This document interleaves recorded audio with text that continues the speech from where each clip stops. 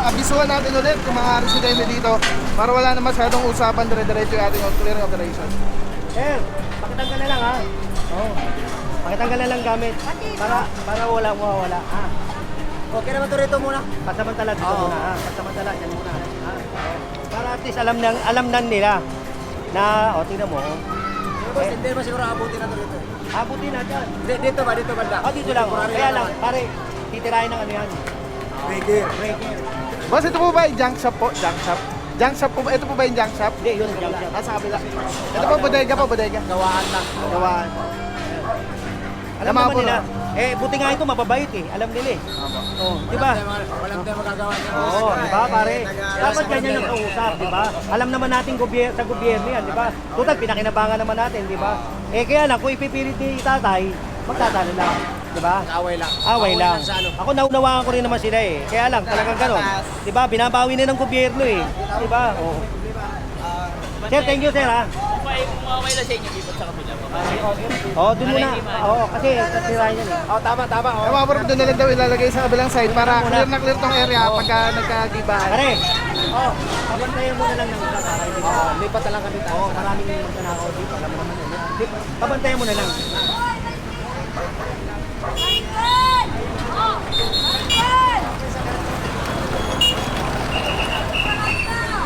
Ito, gawa ng mga sasakyan, yung mga parang electrical. Mga motor yan eh, oh. Sila lang nakikinabang. Okay, binabawi na ng gobyerno.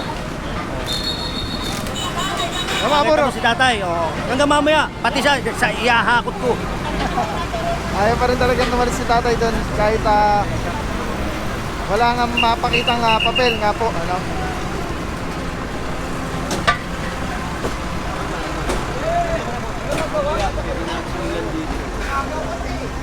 Tayo magbasag dito.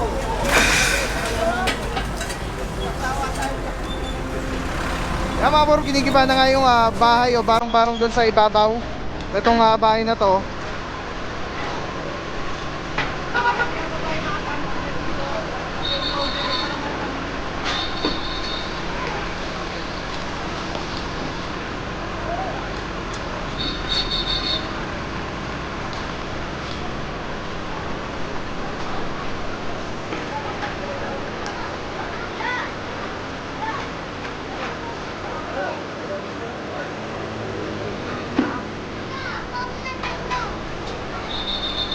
Hinahanap ko, Contador na Meralco. Boss, Oh. Shoutout! Jordan, salamat ha! Ngayon nakita na kami araw-araw bilang ko. Ay, ito na! Thank you. Salamat. thank you boss, ingat, God bless po. Hinahanap ko, yung Contador na Meralco. Wala. Nakakabit doon, jumper. Yun, oh. Oh, Nakita mo kaswapangan, tingin mo nandun nakita ko na yun. Swapang talaga eh. mga bro, isang malapit na impormasyon na natin na wala daw pong kontador yung bahay.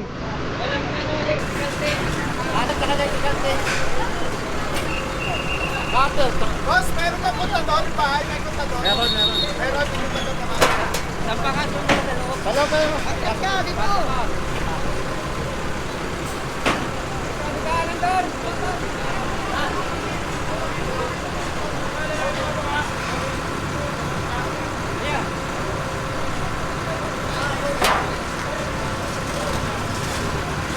Yun, papuputol natin doon para tapos talihan. Meron silang kontador din. Hindi ko lang alam. Kanino nagbabayad? O nakikulay lang na kuryente, kulay orange. Ayun nga eh, magaling eh. Pero Kasi- orange kasi legal. Tingnan mo boss, magagaling sa kuryente to. Dahil kuryente yung ginagawa nito. Oo nga. Diba? Puro mga motor yan eh. Kuryente yan, sigurado. May electrical plate dyan, manghiram tayo. Yan mga bro, babawin ko lang yung sabi ko, meron po silang kontador at ika nga ni Electric tape, para paputol doon. Para baka mamaya kasi baka makakuryente ha. tap sila dun sa Ocean Link. Pero ang meron. Meron sila sariling kontador at legal naman daw yung kanilang electric connection.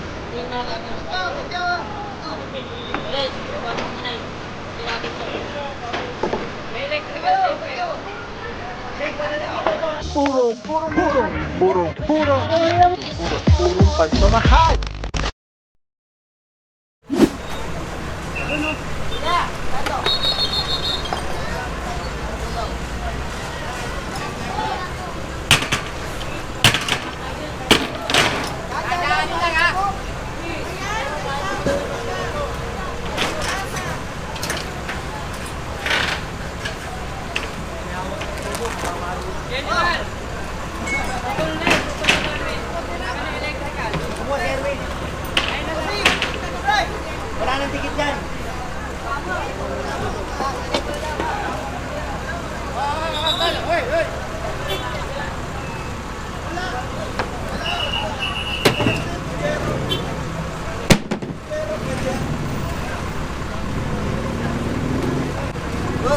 Baba mo na, baba.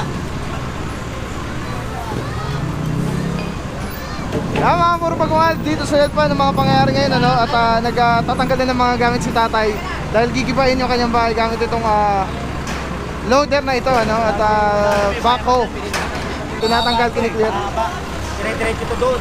Pagkatapos doon, yung nando naman yung barangay, na may Center Island, yun naman ang gigibay natin. From here, mukhang clear na rin sa taas, yun na lang kamay natitira. Tapos i-clear na lang din yung dito yung bahay sa ibaba. Tapos gigibain na. May jumper. Jumper. Ayun, may jumper na isa daw mga puro, yun nakita ni Sir Richard.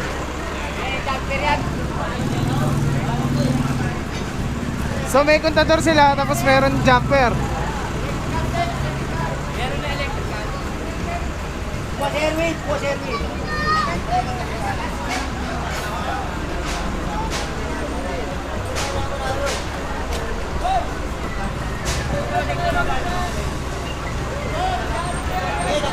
Yan mga puro, silipin na natin yung mga nakuwang gamit dito sa lugar na ito.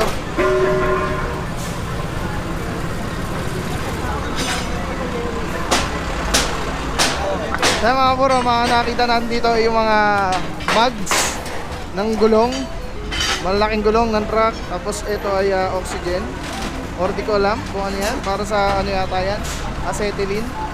At dito maraming gulong, mga bakal, mga ginibang kahoy, mga yero. Doon yung mga gamit pang vulcanizing. Ayun yung mga nakita na dito mga puro ng mga natanggal na gamit ano. At sa kasalukuyan nga nagtatanggal pa rin sila ng gamit sa loob dahil gigibain nga itong bahay na ito. Samantala, nandun naman sa taas para i-clear naman yung taas dahil ginawa nilang bodega yung taas na to. Kaya kasama natin Engineer Department High Division 1. Pinipilit niya. Meron daw papel o kaya ano nandoon. O bakit ngayon wala lumalabas? Diba? Yan ba, isasakripisyo ba yung malaking kumpanya? Yung ito lang, paketa? Hindi Yan mga puro, until now gigibain na, wala pa rin papel na nailabas. Saka yan, talagang ano yan. Yung sinasabi niya na pinayagan daw sila. O bakit isa wala makipag-usap? Illegal yan eh. Alright. Tapos si Aaron, may nakuha daw isang jumper. Oo, ako nga nagturo eh. Oo. Tapos yung ano daw, meron din daw legal. Meron din daw. Oo, yung orange kasi yan. Meralco. Pero yung nakatap doon, Puti.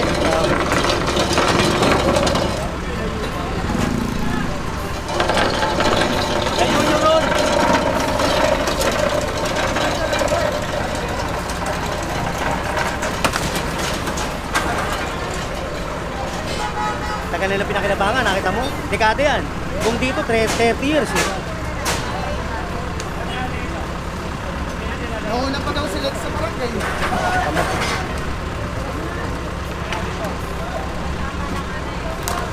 Wala nung araw yan.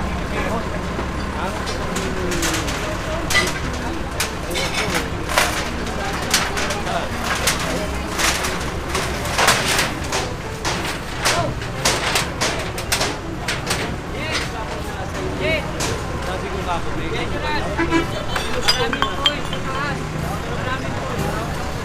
Ano? Paul? Mga Poy, para Bernalya. Para Bernalya.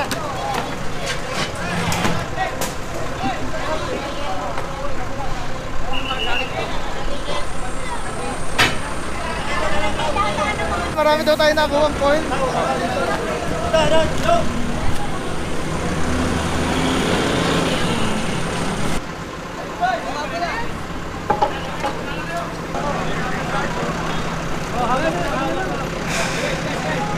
Boss, yeah, pasok boss.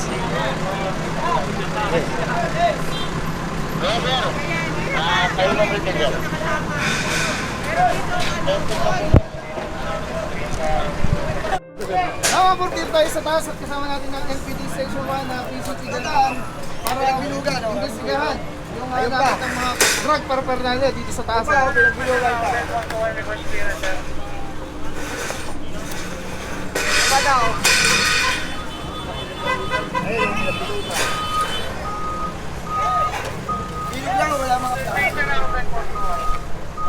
Hindi kasi mapasok dito sa taas eh.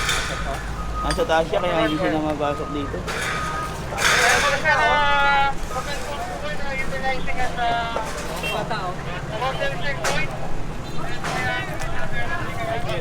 Hindi naman pinagbalutan yung tsokolate eh.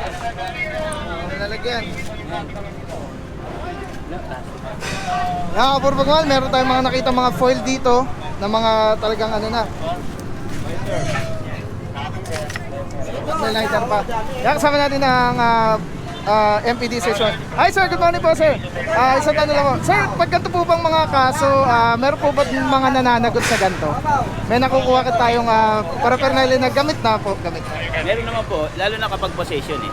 Yun naman po, kapag dala mismo talaga ng tao, yung suspect, yung mga ganyang bagay, nakakasuhan namin. Pero yung ganito kasi na wala na yung tao, wala na tayong makakasuhan doon. Pero kung kunyari ganito po, meron pang yung nakatira dito, alam natin na dito sila nakatira. Kasi Imbisigahan po ba? under due process naman tayo eh. Pero hindi natin din sasabi na ipopossess natin sa kanya dahil hindi niya naman hawak eh. Kaya mahirap magsalita kasi ganun. Right. Thank you so much po, Officer Ben Salida ng ating PNP. Thank you. MPD, PCP, Delpan. Mga pagmamahal, may nakuha nga tayong mga drug paraphernalia at as per sa officer ay ito ay idadaan sa due process at iimbestigahan pa. Ang gawa dito mga kapuro, yan mga kapuro, yan ay pinaglagyan yan ng drugs tapos ay mga foil. Yan, ika nga ni officer ay yung mga gantong bahay na nasa taas hindi nila na-check dahil nga wala silang access para matignan o makita.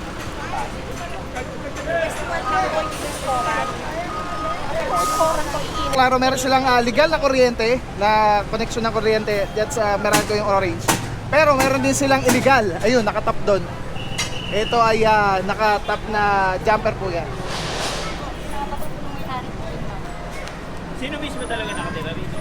Yung ano po dati, yung nagbo-vulcanize po dati dito, sir. Pinalayas po, sir, kasi palagi nag-aaway sila mag-asawa.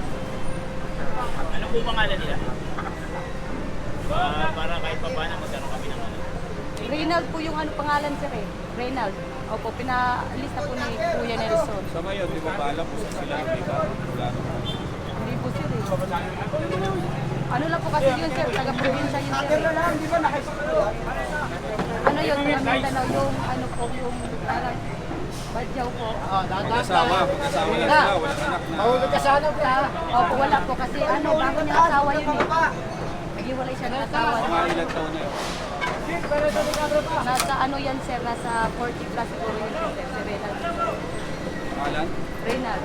Reynald, tapos yung asawa. Hindi ko alam yung asawa Kunin niya. na lang natin yung tunay na pangalan. Kunin na lang po namin yung tunay na pangalan. Kabisado yung pwede. Hindi po alam, sir, yung totoo pangalan. Reynald lang po tawag nila dun, sir eh.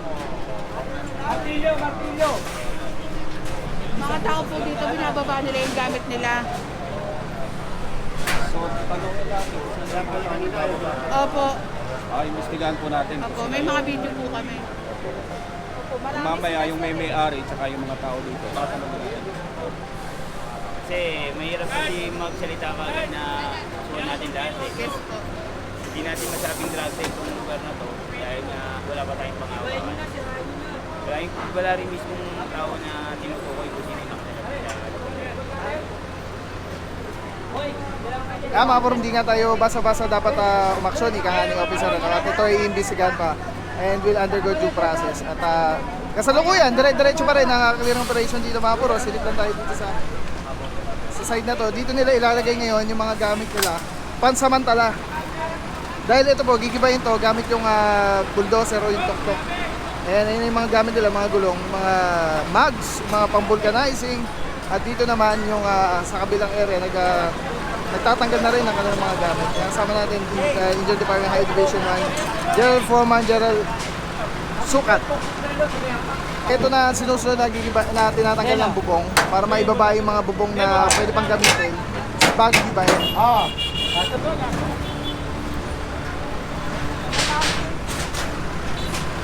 Tara. Hindi ba kayo bababa?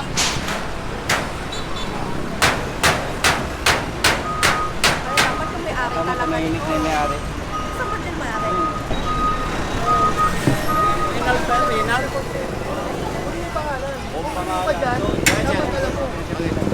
ano ron. Parang perna yung Siguro gumagamit dahil siyempre tireman. Siyempre gusto nila mong lumakas siguro yung ano. Oo, yun. Pero hindi mo alam, ikaw yung may-ari dyan. Ako may-ari sir, pero hindi ko naman alam sila na ano sila gumaganyan eh. Kasi palagi ako dito sa baba, nakabantay ako sa gawa. Saka binabantayan ko rin yung ano, kasi mayroon ditong clearing. Focus ako sa baba, hindi ako ano, bihira lang kung akit. Pag akit ako, kukuha ko ng gulong, bababa. Yun lang naman, hindi naman ako naninilip din na ano kung anong ginagawa. Bilang may-ari, siyempre, concerned kayo sa mga kasambahay nyo, mga kasama nyo. Dapat, inaalam nyo yun. Hindi naman natin mababantayan yun sir, siyempre busy rin ako eh. Kukunin na lang namin yung mga pangalan. Pangalan. Saan ba namin yung location? Saan ba sila? Dito pa rin ba sa area ng ano? Umuwi ng probinsya sir, sa Mindanao. Umuwi na. Yung dalawa, nakatira dyan. Umuwi na sa Mindanao. Kasi sino ba? Ako papayag pa ako na doon, isa akin yan. Hindi pa pumapayag siguro makitaan ko na doon. Ilang buwan sila tumira dyan?